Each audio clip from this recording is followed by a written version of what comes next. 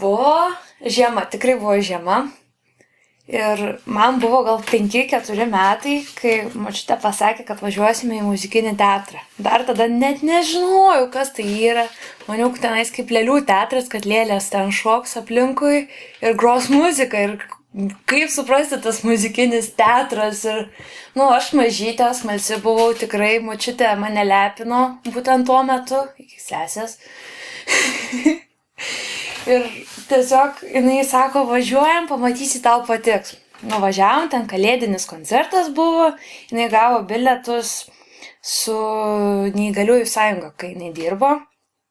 Gavo tos bilietus ir mane pasikvietė, pasiėmė ir mes, žinau, sėdėjom pirmam aukšte ložėje, kairėje pusėje, iš kurio labai gerai matėsi orkestras. Prasidėjo vaidinimas, buvo smuikininkas.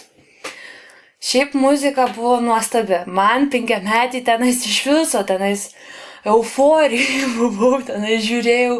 Aš pusę laiko pro ložės ten nusižiūriu, oi kaip čia fainai, ten žmogus, oi nuspjausiu tuoj, kaip bus fainai. Šitą dar prisimenu, nes žinau, kad mane po to pyko manęs dėl šito. Bet vienas tas dalykas, kuris labiausiai pakerėjo mane, tai tas orkestras. Aš pusę vaidinimo nemačiau, tikrai prisipažįstu, aš prisimenu tik tais, kaip atėjo pats tas smuikininkas ant stogo, jisai grojo ten tuo smuiku, kaip aš tenai žiūrėjau, klausiau, tenais, buvau pakerėta. Bet visą laiką aš žiūrėjau, kaip tenais vyksta viskas orkestre, ten to žemyn nusileidus. Ir, kažkaip būtent po to laiko ta muzika, tas muzikinis teatras, viskas tas buvo tiesiog wow, tenais vos nesvajonių šalis, tenais ta utopija, kaip tenais gražu viskas.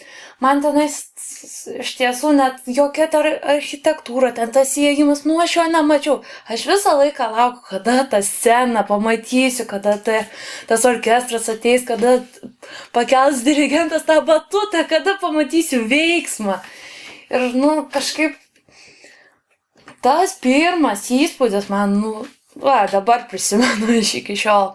Po to buvo kitų, buvo Carmen, buvo visokie Vienos valsai, visokios operetės, operos, miuziklai, paprasčiausi vaidinimai, bet tas smuikininkas, tas pats pirmas buvo toks wow, ten, dabar galiu nueiti ir pasakyti, mama, aš prisimenu tą dariau, močiutė, aš prisimenu tą, tenais tikrai buvo taip.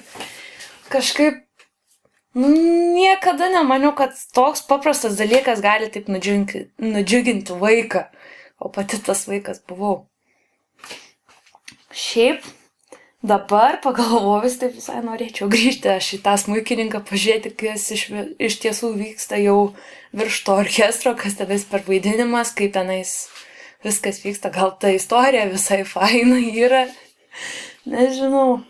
Šiaip muzikinis teatras tai yra Kauno pažiba, pagal mane Kauno ta širdis, nes aš tenais daug laiko būnu, kad ir tam sodelėje tenais prie jo, tenais aš ten sėdžiu su draugais viską, bet dabar tenais yra mano tas židinys, aš tenais būnu, man ten patinka ir nenorėčiau kitaip. Tai labai ačiū močiutei, kad tada nusivedžė mane žiemą prieš Kalėdas į tą smuikininką.